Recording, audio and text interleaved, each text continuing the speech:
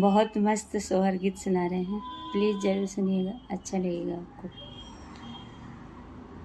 जुग जुग जिया सुललनवा भवनवा के भाग जागल हो।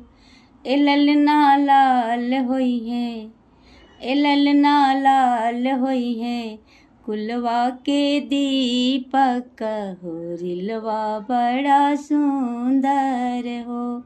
ए ललना लाल होई है, कुलवा के दीपक, मनवा में आस जागल हो।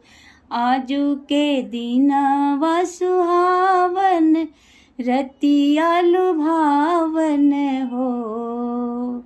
ए ललना भौजी के जन्मे हो, रिलवा बड़ा सुंदर हो। ए ललना भौजी के जन्मे हो, रिलवा बड़ा सुंदर हो।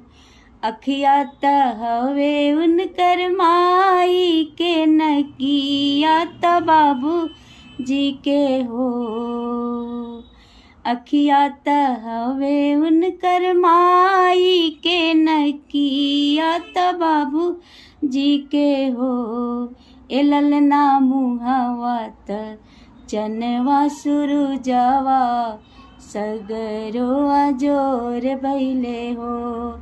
ए ललना मुहावा त चनवा सुरुजवा, सगरो अजोर भइले हो। ललना लाल होई है, कुलवा के दीपक, मनवा में आस लागल हो। सासु सुहागिन बड़ भागिन, अन धन लुटावेली हो। सासु सुहागिन बड़ भागिन, अन धन लुटावेली हो। ए ललना दुआरा पर बाजे बधैया, अंगना उठे सोहर हो। ललना लाल होई है, कुलवा के दीपक, मनवा में आस जागल हो।